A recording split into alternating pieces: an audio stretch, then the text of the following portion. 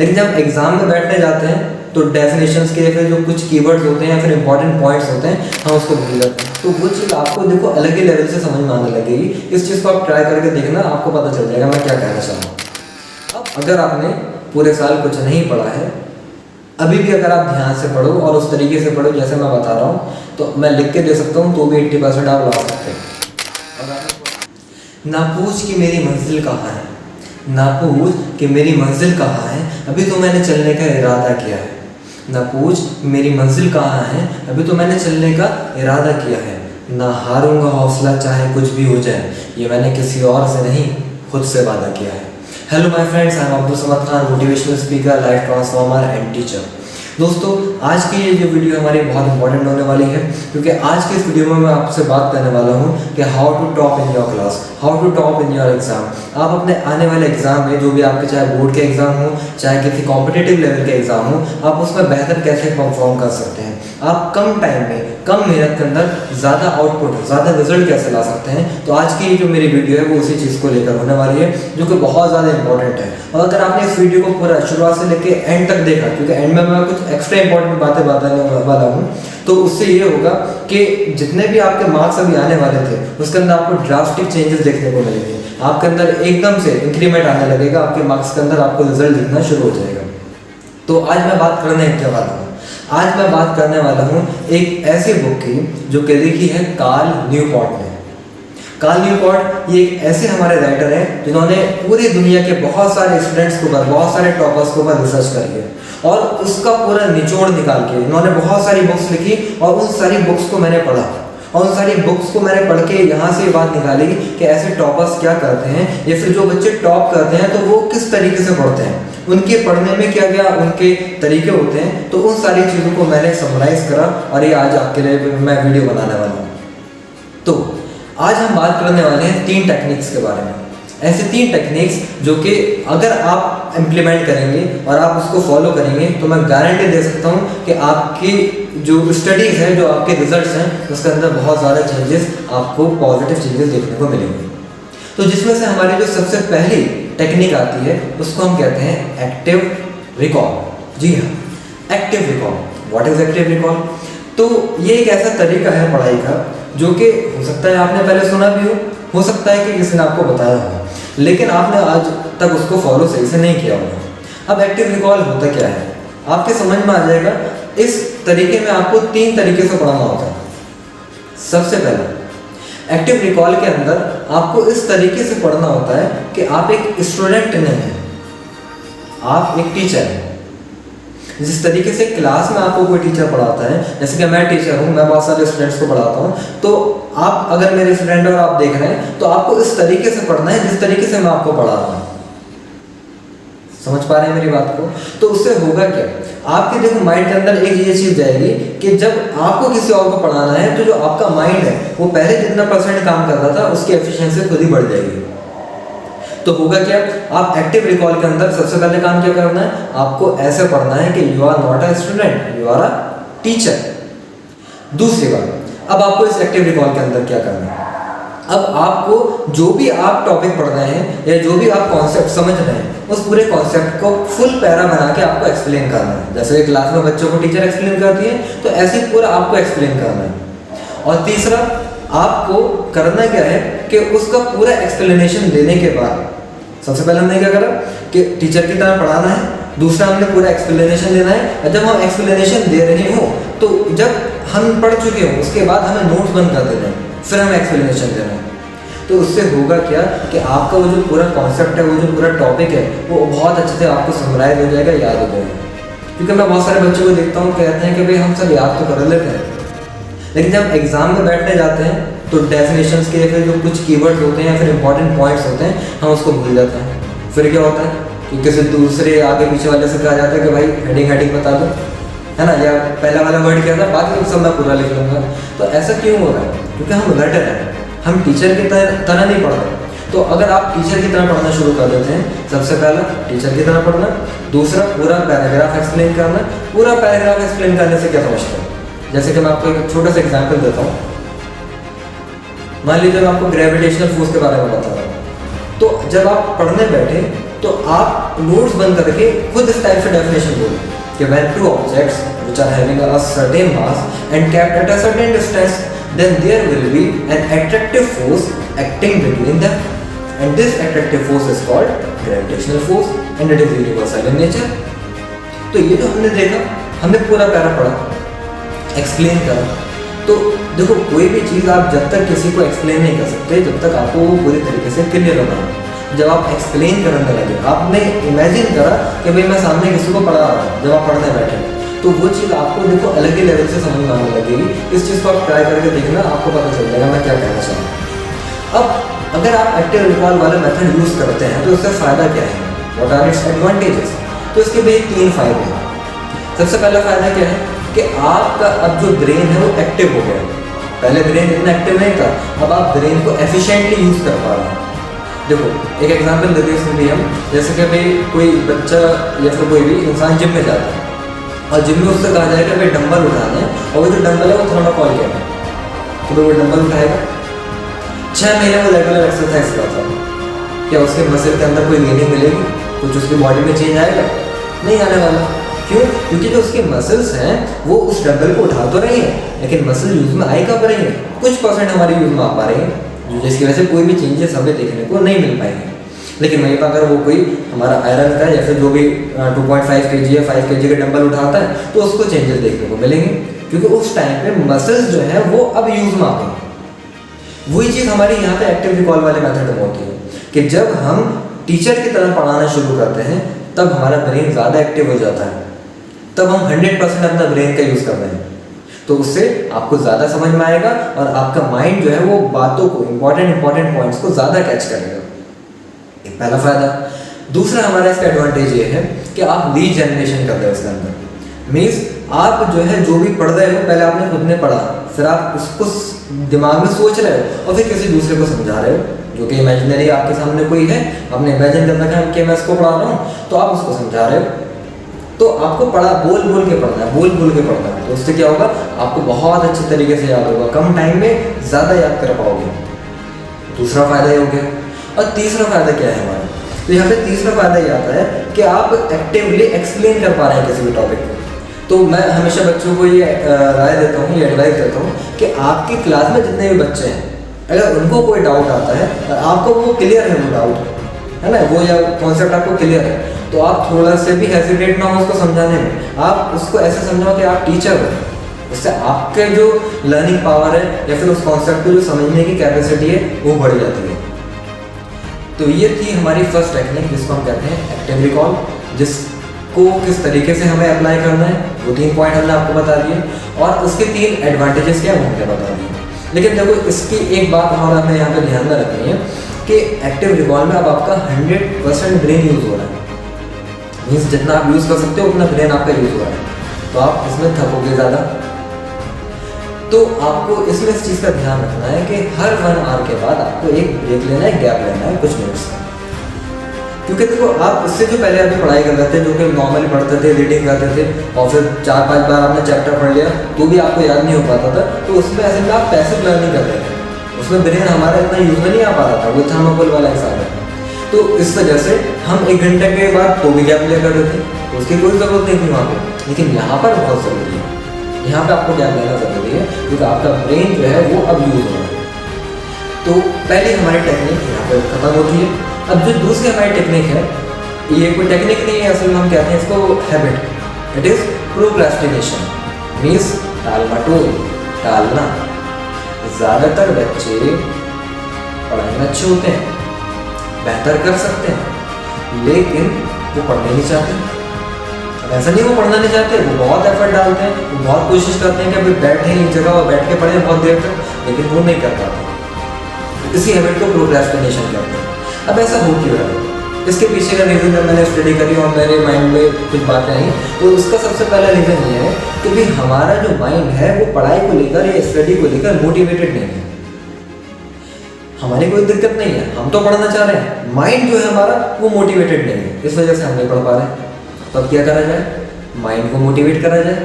अब mind motivate होना ही नहीं चाह रहा, बहुत कोशिश करके देख ली, बहुत सारे मोटिवेशनल स्पीकर को सुन लिया, बहुत सारे हमने अपने पर्सनल लाइफ के एग्जाम्पल भी देख लिए कि नहीं पढ़े तो मार्क्स खराब है, लेकिन तो भी नहीं पढ़ना चाह रहे, ना तो डर है, ना कोई मोटिवेशन है, ना शौक है, ना खौफ है। तो अब हम कैसे पढ़ें, कैसे माइंड को मोटिवेट करें? तो इस चीज़ को भी मैं आपको एक छोटे से डेली लाइफ के एग्जाम्पल से समझाता हूँ। मान लीजिए कि जैसे एक हमारा केवमैन है, कोई आदिवासी है मान लीजिए, और मैं उस आदिवासी से कहता हूँ कि भाई तुम्हें एक ये मैंने नाइफ दिया है छोटा सा, और वो सामने जो 8-10 हाथी खड़े हुए हैं उनमें से एक हाथी को तुम्हें जाके मारना है और उसको अपना वो जो खाना वगैरह बनाते हैं उसका बनाना है। जब वो सारे चले जाए तो क्या वो आदिवासी मेरी बात मानेगा? वो कहेगा ये क्या बकवास है। मैं उसको बहुत मोटिवेट करूँगा, यस बेटा you can do it, you can do it, तुम कर सकते हो। क्या वो जाएगा? वो नहीं जाएगा, क्योंकि इसका माइंड कहेगा ये कौन सी बेवकूफ़ी वाली बात है, यहाँ पर तो 100% दिख रहा है कि सारे के सारे हाथी मिलके मेरा सैंडविच बना देंगे, तो वो नहीं जाएगा।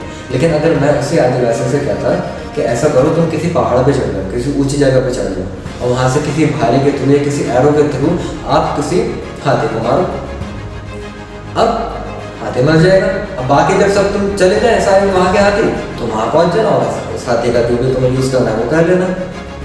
क्या अब वो मेरा केवमैन बात मानेगा? अब वो मेरी बात मानेगा। क्यों? अब उसके ब्रेन में ये मैसेज आएगा कि हाँ भाई ये चीज़ सही है, ये चीज़ हो सकती है। तो जब हम पढ़ने बैठते हैं तो हमारे साथ भी ये कंडीशन होती है। हमने ये देखा कि भाई हमारे जो है वो जैसे कि आज संडे है और हमारा सैटरडे को एग्जाम है, हमें पूरा फिजिक्स का सिलेबस कवर करना है या पूरा साइंस का सिलेबस कवर करना है, तो हमने निकाला कि हमें डेली कम से कम साइंस को 4 घंटे देना है। 4 घंटे? अरे 4 घंटे? हम तो 40 मिनट नहीं बैठ पाते टिक के, 4 घंटे कैसे पढ़ना है? अब हमने आप खुद को बहुत मोटिवेट करा, 2-3 मोटिवेशनल वीडियोस देख ली और पढ़ने बैठ गए। लेकिन दिमाग तो ये कहेगा ये क्या बकवास है, हमारे बस की नहीं है। तो अब आप पढ़ ही नहीं पाओगे। आप मुश्किल से 4 मिनट बैठते हो, फिर आप कहते हो यार 4 घंटे तो मैं नहीं पढ़ पाऊंगा, तो आप 40 मिनट भी नहीं पढ़ते, आप बुक बंद कर देते हो, कभी मेरे बस की नहीं है। तो वहाँ पर आपको क्या करना है? वहाँ पर अपने आपको माइंड को मोटिवेट करना है। तो मोटिवेट कैसे करना है उसके मैं आपको 3 पॉइंट बता रहा हूँ। सबसे पहले आप अपने आप से पूछो कि मैं किस तरीके से पढ़ूँगा।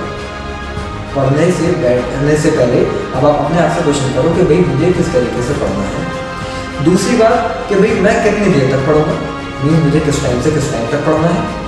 तीसरी बात, अब जिस तरीके से मैं पढ़ने वाला हूँ क्या वो सही पढ़ने का तरीका है भी या नहीं। ये 3 क्वेश्चन अपने आप से करना है। तो जो को हमारा जो पहला वाला क्वेश्चन था कि भाई मैं किस तरीके से पढ़ूँगा, तो वो तो हमने बताया कि एक्टिव रिकॉल वाले तरीके से पढ़ना है।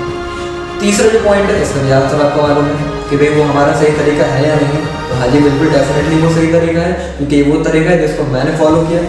मैंने अपने क्लास के अंदर फिजिक्स के अंदर टॉप किया। मुरादाबाद के अंदर बहुत सारे बच्चे हैं जिनके इतने मार्क्स नहीं आ पाए जितने मेरे आ पाए, इसी तरीके को यूज़ करके। चलो मेरी छोड़ो, जो बंदा जिसके बुक से मैंने ये बात निकाली जिसका नाम है हमारा कैल न्यूपोर्ट, वो तो बहुत बड़ा राइटर है, वो ये बात कर रहे तो आप उसकी बात मान लो। फिलहाल तो 2 बातें हमारी हो गई, सही तरीका है और किस तरीके से पढ़ना है वो बता दिया। अब जो हमारा बीच वाला आता है वो क्या है भाई कि कितनी देर तक पढ़ना है। तो भाई अगर आपको अंदर पढ़ने की हैबिट है, प्रोक्रेस्टिनेशन वाली हैबिट को आप ओवरकम कर चुके हो, तो आप 1 घंटे पढ़ो, 1 घंटे से ज़्यादा मत पढ़ो तब भी। फिर उसके बाद 10 to 15 मिनट्स का ब्रेक लो, उसमें पानी वगैरह ज़्यादा पियो, हाइड्रेटेड रखो, क्योंकि हमारा जो ब्रेन है मोस्टली वाटर का बना हुआ है। तो जितना ज़्यादा वाटर आपके बॉडी में होगा आप उतनी अच्छे तरीके से कॉन्सेंट्रेशन कर पाओगे और चीज़ें अच्छी तरीके से समझ में आ पाएंगी। अब मान लीजिए कि भाई आप इतना टाल मटोली वाली आदत है, टिक कर बैठ नहीं पाते, पढ़ नहीं पाते, तो अब आपको क्या करना है?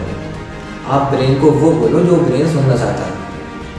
1 घंटे की कैपेसिटी नहीं है पढ़ने की, मत पढ़ो। 30 मिनट्स की है, हाँ जी है, चलो आधे घंटे पढ़ो, फिर उसके बाद किताब पढ़ो। ये कह के बैठो तो आधे घंटे के लिए भी ब्रेन राजी नहीं हो रहा, तो ये भी बहुत है। कहो अच्छा भाई ठीक है 15 मिनट नहीं, अच्छा चलो ठीक है 10 मिनट। 10 मिनट में क्या जा रहा है? कुछ नहीं। अच्छा भाई चलो कम से कम 1 पेज तो मैं पढ़ लूँगा, 5 मिनट लगेंगे। बैठो उस टाइम पे जो आपने टाइम डिसाइड करा है पढ़ने का, और उस टाइम पे 1 पेज कम से कम पढ़ के उठो। इससे ये जो आपकी हैबिट है ना प्रोक्रेस्टिनेशन वाली, ये खत्म होती जाएगी, आप देखोगे।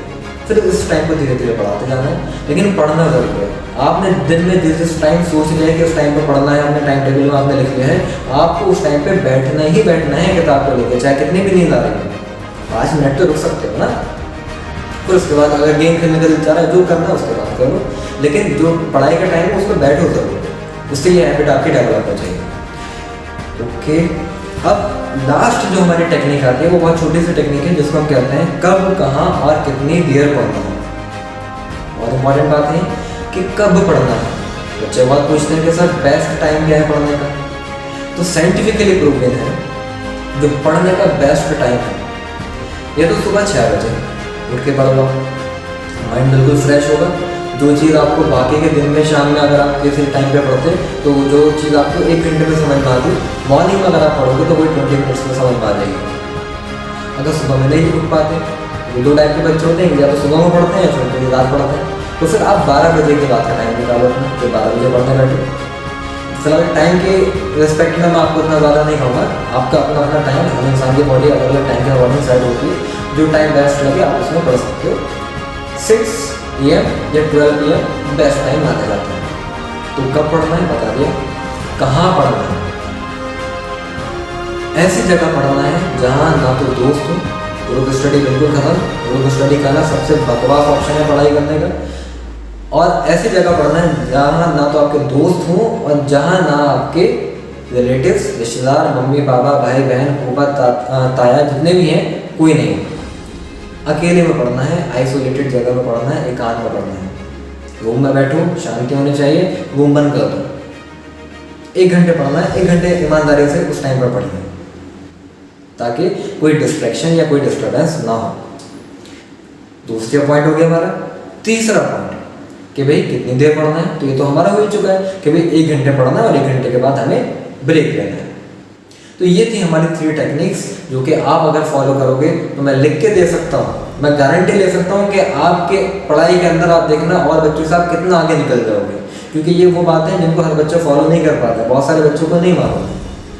अब जो मैं आपको बात बताने वाला हूँ ये उन बच्चों के लिए है जिनके एग्ज़ाम्स अभी 2 हफ्ते के अंदर या 1 महीने के अंदर, या फिर जैसे कि नीट का एग्ज़ाम है, जेईई का एग्ज़ाम है, ये सब आने वाले हैं। तो कुछ ही थोड़ा सा टाइम बचा हुआ है तो उनके एग्ज़ाम्स स्टार्ट होने वाले हैं। तो उन बच्चों के लिए मैं एक ऐसी बात बताने वाला हूँ जिसको अगर आपने फॉलो कर लिया, अगर आपने पूरे साल कुछ नहीं पढ़ा है, अभी भी अगर आप ध्यान से पढ़ो और उस तरीके से पढ़ो जैसे मैं बता रहा हूँ, तो मैं लिख के दे सकता हूँ तो भी 80% आप ला सकते हो। तो मैं लिख के दे सकता हूँ अगर आपने शायद पूरे साल पढ़ा भी नहीं हो, अगर आप बोर्ड के एग्ज़ाम देने जा रहे हो तो भी आप अगर अभी लग के पढ़ लिए उस तरीके से तो भी आप 80% स्कोर कर सकते हो। अगर आपने पूरे साल कुछ नहीं पढ़ा है, अभी भी अगर आप ध्यान से पढ़ो और उस तरीके से पढ़ो जैसे मैं बता रहा हूँ, तो मैं लिख के दे सकता हूँ तो भी 80% आप ला सकते हो। अगर आपने थोड़ा बहुत पढ़ा है तो फिर तो आप 90 टच कर सकते हो। कैसे? और ऐसे ही आप कोई सा भी कॉम्पिटिटिव का एग्जाम दे रहे हो उसको भी आपको इसी तरीके से पढ़ना चाहिए। ये बड़े से बड़े IAS टॉपर, बड़े से बड़े जेईई टॉपर ये बात कहते हैं। क्या है वो तरीका? देखो असल में होता क्या है कि हमारा जो पूरा सिलेबस है वो 80/20 रेशो में डिवाइडेड होता है। बहुत ध्यान से सुनना इस बात को, 80/20 रेशो में डिवाइडेड होता है। मतलब जो हमारा 20% सिलेबस है, हमारे पेपर में उस 20% सिलेबस में से 80% क्वेश्चन आते हैं। और जो हमारा 80% सिलेबस है उसमें से हमारे पेपर में 20% क्वेश्चन आते हैं। अगर ये बताओ 20% वाला जो कि 80% सिलेबस को आपने छोड़ दिया है, सिर्फ 20% अगर आपने कर दिया तो भी आपके 80% तो मार्क्स आ ही जाएंगे।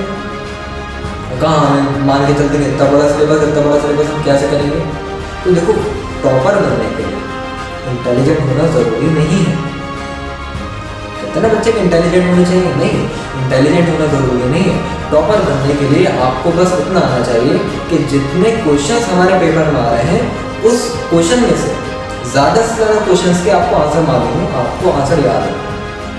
और ये कैसे करना है ये मैं आपको बताऊंगा, सुनिए ध्यान से। और आपको मालूम होगा कैसे, जिस भी आप एग्ज़ाम की तैयारी कर रहे हैं, चाहे वो बोर्ड हो या कॉम्पिटिटिव एग्ज़ाम हो, उसके 10 ईयर्स के जो लास्ट ईयर के क्वेश्चन हैं, प्रीवियस 10 ईयर्स के क्वेश्चन हैं, पूरे पेपर जो है वो निकालिए। आसानी से सब जगह ईजिली अवेलेबल है और उनको करना तैयार कर दीजिए अभी से, क्योंकि आपके एग्ज़ाम में कुछ ही टाइम बचा है। तो अभी से उसकी प्रिपरेशन करना शुरू कर दें। अब इसमें कौन सी नई बात है तो आपको बात मालूम थी, तो इसमें भी कुछ तरीका है पढ़ने का, वो मैं आपको बताता हूँ। करना ये है कि जैसे कि आपने 2015 का पेपर खोला, उसमें कुछ क्वेश्चन आया इलेक्ट्रिक फील्ड के ऊपर कि इस टाइप का भी क्वेश्चन है, तो अब आपको क्या करना है कि वो क्वेश्चन तो करना ही करना तैयार है, लेकिन उस क्वेश्चन से रिलेटेड जितने भी बातें हैं अपने बुक अपने नोट्स खोलिए और उससे रिलेटेड जितनी भी चीज़ें हैं उसको भी कवर कर लीजिए। इसी तरीके से आपको हर क्वेश्चन को करना है और उससे आगे पीछे की जो भी चीज़ें हैं हमारे नोट्स के अंदर उसको कर लीजिए। अगर आपने इतना कर लिया, सिर्फ और सिर्फ इतना कर लिया, आपको 90% लाने से कोई नहीं रोक सकता। खासतौर से बोर्ड्स में तो आपको कोई नहीं रोक सकता, चाहे CBSE ICSE या फिर UP बोर्ड। कितनी इंपॉर्टेंट मैंने आपको बात बता दी। तो बस फॉलो करना है इसको अच्छे से और बहुत आपको आसानी हो जाएगी आगे के लिए। और लास्ट में बस देखो यही कहूँगा कि भाई हम गलती करते आ रहे थे, अब आपको पता चल गया, हमने बता दिया, तो अब इन गलतियों को फॉलो नहीं करना है, अब इस तरीके को फॉलो करना है और आपको रिजल्ट मिलेगा ज़रूर। और जब रिजल्ट मिले तो मुझे आके कमेंट में ज़रूर डालना कि आपकी इस वीडियो से हमें ये फ़ायदा हुआ। तो लास्ट में बस देखो ये कहूँगा कि निगाहों में मंजिल थी, निगाहों में मंजिल थी, गिरे और गिरकर समझते रहे। निगाहों में मंजिल थी, गिरे और गिरकर समझते रहे, लेकिन चिराग आंधियों में भी जलते रहे। तो चाहे कितनी भी आंधी आ जाए, कितनी भी परेशानी आ जाए, कितने भी डिस्ट्रैक्शन आ जाए, हमारा जो पढ़ाई का चिराग है, हमारा जो ये दिया है, ये हमेशा जलते रहना चाहिए। Best of luck for your exam, be happy, be safe and इस वीडियो को ज़रूर लाइक करें, चैनल को सब्सक्राइब करें और जितने भी आपके फ्रेंड्स हैं, आपके क्लासमेट्स हैं, उन तक एग्ज़ाम शुरू होने से पहले इस वीडियो को आप पहुंचाएं ताकि आपका भी बेनिफिट हो और उनका भी बेनिफिट हो। Thank you so much, best of luck, bye.